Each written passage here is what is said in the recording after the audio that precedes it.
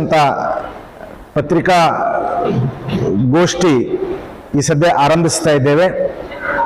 ಮೊದಲಿಗೆ ಇಳಕಲ್ ನಗರದಲ್ಲಿ ಹಲವಾರು ವರ್ಷಗಳ ಕಾಲ ಪತ್ರಿಕಾ ರಂಗದಲ್ಲಿ ವರದಿಗಾರರಾಗಿ ವಿಶೇಷವಾಗಿ ಸಾಮಾಜಿಕ ಶೈಕ್ಷಣಿಕ ಕ್ಷೇತ್ರಗಳಲ್ಲೂ ಕೂಡ ತಮ್ಮನ್ನು ತೊಡಗಿಸಿಕೊಂಡಿರ್ತಕ್ಕಂತಹ ನಮ್ಮೆಲ್ಲರಿಗೂ ಆತ್ಮೀಯರಾಗಿರ್ತಕ್ಕಂತಹ ಶ್ರೀ ಬಿ ಬಾಬು ಅವರು ನಿನ್ನೆ ನಿಧನರಾಗಿರ್ತಕ್ಕಂಥದ್ದು ನಮ್ಮ ಈ ಇಳಕಲ್ಲಿನ ಒಂದು ಸಾರ್ವಜನಿಕ ರಂಗಕ್ಕೆ ತುಂಬಿಬಾರದ ಹಾನಿ ಉಂಟು ಮಾಡಿದೆ.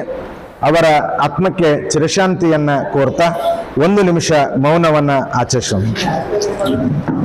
ಚೇರ್ಮನ್ರು, ಕಾರ್ಯದರ್ಶಿಗಳು ಮತ್ತು ಕಾರ್ಯನಿರ್ವಾಹಕ ಮಂಡಳಿಯವರು ಕರೆದಿರ್ತಕ್ಕಂಥ ಪತ್ರಿಕಾಗೋಷ್ಠಿಗೆ ತಮ್ಮೆಲ್ಲರನ್ನ ಆತ್ಮೀಯವಾಗಿ ಸ್ವಾಗತಿಸಿಕೊಳ್ಬೇಕು ಅಂತ ನಾನು ಸಂಘದ ಪ್ರಧಾನ ಕಾರ್ಯದರ್ಶಿಗಳಾಗಿರ್ತಕ್ಕಂಥ ಶ್ರೀ ದಿಲೀಪ್ ದೇವಗಿರಿಕರ್ ಅವರಲ್ಲಿ ವಿನಂತಿಯನ್ನು ಮಾಡಿಕೊಳ್ತೇನೆ.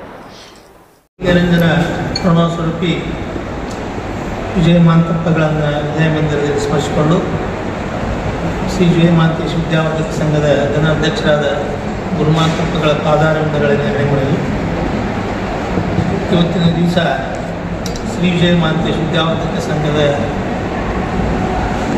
ನಾಳೆ ನಡೆಯಲಿರುವ 22ನೇ ತಾರೀಕಿಗೆ ಕಾನೂನು ಮಹಾವಿದ್ಯಾಲಯ ಪ್ರಾರಂಭೋತ್ಸವದ ನಿಮಿತ್ತವಾಗಿ ಇಂದು ಪತ್ರಿಕಾಗೋಷ್ಠಿಯನ್ನು ಕರೆಯಲಾಗಿದೆ. ಎಲ್ಲ ಪತ್ರಿಕಾ ಮಾಧ್ಯಮದ ಸಹೋದರರಿಗೆ ಸಂಘದ ವತಿಯಿಂದ ನಮ್ಮೆಲ್ಲರ ವತಿಯಿಂದ ತುಂಬ ಹೃದಯದ ಸ್ವಾಗತವನ್ನು ಕೋರ್ತೇವೆ. ಜೊತೆಗೆ ಈಗ ಕಾನೂನು ಮಹಾವಿದ್ಯಾಲಯ ಪ್ರಾರಂಭವನ್ನು 22ನೇ ತಾರೀಕಿಗೆ ಆಗೋದರಿಂದ ತಮ್ಮ ಸಹಕಾರ ಸಲಹೆ ನಮಗೆ ಬಹಳ ಮುಖ್ಯವಾದದ್ದು. ಆ ವಿಷಯವಾಗಿ ತಮ್ಮ ಜೊತೆ ಚರ್ಚೆ ಮಾಡಬೇಕು, ಕೂಡಬೇಕು ಅನ್ನೋ ಒಂದು ಮನೋಭಾವನೆ ಇಟ್ಕೊಂಡು ಇವತ್ತಿನ ದಿವಸ ಗೋಷ್ಠಿಯನ್ನು ಕರೆಯಲಾಗಿದೆ.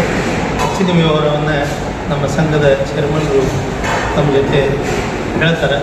ತಾವು ಏನಾದರೂ ಕೇಳಿದ್ರೆ ನಮಗೆ ಚರ್ಚಿಸಬೇಕಂತ ಹೇಳಿ ನಾನು ಮತ್ತೊಮ್ಮೆ ತಮ್ಮಲ್ಲಿ ವಿನಂತಿಸಿಕೊಂಡು ಮಾತನಾಡುತ್ತೀನಿ. ನಮಸ್ಕಾರ. ಮಹಾವಿದ್ಯಾಲಯ ಪ್ರಾರಂಭ ಮಾಡಲಿಕ್ಕೆ ಸತತವಾಗಿ 2 ವರ್ಷಗಳ ಕಾಲ ನಾವು ಕಾಲಾವಧಿಗಳನ್ನು ತಗೊಂಡು ಎಲ್ಲ ರೀತಿಯಿಂದ ಪ್ರಯತ್ನ ಮಾಡ್ತಾ ಮೊನ್ನೆ ನಮಗೆ ಪ್ರವೇಶ ತಗೊಳ್ಳಿಕ್ಕೆ ಅನುಮತಿಯನ್ನು ಕಾನೂನು ಮಹಾವಿದ್ಯಾಲಯದಿಂದ ಪಡೆದುಕೊಂಡಿದ್ದೇವೆ. ಈಗಾಗಲೇ 60 ವಿದ್ಯಾರ್ಥಿಗಳನ್ನು ಪ್ರವೇಶ ತಗೊಳ್ಳಿಕ್ಕೆ ನಮಗೆ ಅನುಮತಿ ಸಿಕ್ಕಿದೆ. ಮೊನ್ನೆ ನಮಗೂ ಕೂಡ ಇಷ್ಟೊಂದು ಪ್ರಮಾಣದಲ್ಲಿ ಪ್ರವೇಶ ಪಡೆಯಲಿಕ್ಕೆ ಅರ್ಜಿ ಬರ್ತಾವ ಅಂತ ಅನಿಸಿರಲಿಲ್ಲ. ನಾವು ಕಾನೂನು ಮಹಾವಿದ್ಯಾಲಯ ಪ್ರಾರಂಭ ಮಾಡೋದಕ್ಕಿಂತ ಮುಂಚಿತ ವಿಚಾರ್ತಿದ್ವಿ ನಮ್ಮ ಊರಿಗೆ ನಡೀತಿತ್ತು ಇಲ್ಲೋ ಅಂತ ಹೇಳಿ. ಮೊನ್ನೆ ಪ್ರವೇಶ ಪತ್ರಿಕೆಗಳು ನೋಡಿದಾಗ ಅಂದಾಜು 85ರಿಂದ 90 ಪ್ರವೇಶ ಪಡೆಯಲಿಕ್ಕೆ ವಿದ್ಯಾರ್ಥಿಗಳನ್ನು ಅರ್ಜಿ ಸಲ್ಲಿಸಿದ್ರು. ಇದನ್ನು ನೋಡಿದಾಗ ನಾವು ಇದು ಯಾವಾಗ ಮಾಡಬೇಕಾಗಿತ್ತು ಈಗ ಮಾಡಿದ್ವಿ ಅನ್ನೋದನ್ನು ನಮಗೆ ಅನಿಸಿದೆ. ಈ ವಿಷಯದಲ್ಲಿ ನಮ್ಮ ಹಿರಿಯರಾದ ಎಂ.ವಿ. ಪಾಟೀಲರು, ನಾಗಪ್ಪಣ್ಣ ಕನ್ನೂರವರು ಹಾಗೂ ಸಾನಿಮಠರು, ಆಮೇಲಿಂದ ಸುಪ್ರೀಂ ಕೋರ್ಟಿನ ನ್ಯಾಯಾಧೀಶರಾದ ನಮ್ಮ ಶಿವರಾಜ್ ಪಾಟೀಲ್ ಸಾಹೇಬರು ಕೂಡ ಹೆಚ್ಚಿನ ಪ್ರಯತ್ನ ಮಾಡಿ ನಮ್ಮ ಇಳಕಲ್ ನಗರಕ್ಕೆ ಒಂದು ಕಾನೂನು ಮಹಾವಿದ್ಯಾಲಯ ಪ್ರಾರಂಭಿಸಬೇಕು, ಪ್ರಾರಂಭ ಆಗಲಿ ಅಂತೇಳಿ ನಮ್ಮ ಶ್ರೀಗಳು ಕೂಡ ಸತತ 2 ವರ್ಷದಿಂದ ಅವರಿಗೆ ಬೆನ್ನು ಹತ್ತಿ ಇದನ್ನು ಕೆಲಸ ಮಾಡಿದ್ದಾಗಿದೆ. ಆ ದಿಶೆಯಲ್ಲಿ ಗುರುಗಳ ಆಶೀರ್ವಾದದಿಂದ ಇದು ಉತ್ತರವಾಗಿ ಬೆಳೀಲಿ ಇನ್ನೂ ಹೆಚ್ಚಿಗೆ ಅಂಥೇಳಿ ಆಶಿಸಿ ಮತ್ತೇನಾದರೂ ತಮ್ಮ ಪ್ರಶ್ನೆಗಳಿದ್ದರೆ ಅದನ್ನು ಕೇಳಬೇಕು ಅಂತೇಳಿ ನಾನು ತಮ್ಮಲ್ಲಿ ವಿನಂತಿ. ತಮಗೇನಾದರೂ ಮಾಹಿತಿ ಇದ್ದರೂ ನಮಗೆ ಕೊಟ್ಟು ದಯಮಾಡಿ ಸಂಗತಿ ನೀವು ಹೇಳ್ದಂಗೆ ಒಳ್ಳೆ ನಾವು ಪ್ರಾಧ್ಯಾಪಕರನ್ನು ಕರ್ಕೊಂಬರೋ ವಿಚಾರನೂ ಅದು ಹಂಗೇನಿಲ್ಲ. ಇವತ್ತಿನ ಪರಿಸ್ಥಿತಿ ಒಳಗೆ ನಾವು ಅವಸರದಾಗದೀವಿ ಅನ್ನೋದಕ್ಕೆ ಅಷ್ಟೇ ಮತ್ತೇನಿಲ್ಲ.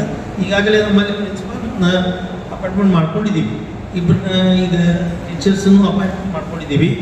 ಇದಕ್ಕಿಂತ ಹೆಚ್ಚಿಗೆ ಸಿಕ್ಕರು ಅಂದರೂ ಕೂಡ ತಗೊಳ್ಳೋವಂಥ ವ್ಯವಸ್ಥೆ ನಮ್ಮಲ್ಲಿ ಮಾಡ್ತಾಯಿದ್ದೀವಿ. ಹಾಗೇನೂ ಮತ್ತೆ ಯಾವುದಾದ್ರು ಮಾಹಿತಿ ಬಂದರೆ ನಮ್ಗೆ ಕಮ್ಮಿ ಕಡ್ಡಿ ಇದೆ. ಎಲ್ಲೆಲ್ಲ ಮುಗಿದು ಹೆಚ್ಚಿಗೆ ಬೇಕು ನಮಗೆ. ಹೌದು, ನಾನು ಹುಡುಕಾಕತ್ತೆ ಹೈಕೋರ್ಟ್ನಾಗ ತಪ್ಪೇನಿಲ್ಲ. ಎಲ್ಲೆಲ್ಲ ಮಾಡಿರ್ಬೇಕು, ಪಿ ಎಚ್ ಡಿ ಆಗಿರ್ಬೇಕು ಅಂಥವ್ರಿದ್ರೆ ನಮಗೆ ಭಾಳ ಉತ್ತಮ. ಅವನ್ನ ಅನಿವಾರ್ಯ. ಈಗ ಅದು ಇನ್ನೊಂದು ಏನಾಗ್ತದೆ ರೀ, ನೀವು ಯಾವ ಡಿಗ್ರಿ ಬಗ್ಗೆ ಕಾನೂನು ಮೇಲೆ ಸ್ವಲ್ಪ ಡಿಗ್ರಿ ನಾವು ಪರಿಣಿತರನ್ನ ವ್ಯವಸ್ಥೆ ಮಾಡಬೇಕು. ಅದೇ ರೀತಿಯಲ್ಲಿ ನಾವು ಪ್ರಯತ್ನ ಮಾಡ್ಬೋದು. ಈಗಾಗಲೇ ಕಾನೂನು ಮಹಾವಿದ್ಯಾಲಯ ಕಟ್ಟಡ ಮಾಡಲಿಕ್ಕೆ ಈಗ ನಾವು ಬ್ಲೂಪ್ರಿಂಟ್ ರೆಡಿ ಮಾಡಿದ್ವಿ. ಅದನ್ನು ಕಟ್ಟಡ ಮಾಡ್ತೀವಿ, ಇವ್ರ ಗತಿ ಒಳಗೆ ಮಾಡ್ತೀವಿ. ಜಾಗ ತಾತ್ಕಾಲಿಕ MBA ಕಾಲೇಜ್ ಮುಂದ್ಗಡೆ ಒಂದು ಕ್ಲಾಸ್ ರೂಮ್ ನಾವು ರೆಡಿ ಮಾಡಿದ್ದೀವಿ. ಈಗ ಅಲ್ಲೇ ಪ್ರಾರಂಭ ಮಾಡ್ತೀವಿ. ನಂತರ ಫಂಕ್ಷನ್ ಇರ್ತದೆ. ಮುಂದೆ ಅದು ಕಟ್ಟಡ ಹೊಸ ಕಟ್ಟಡ ಆಗಿದ್ದು ನಾವು ಮುಂದೆ ಆಗ್ತದೆ. ಅವಶ್ಯ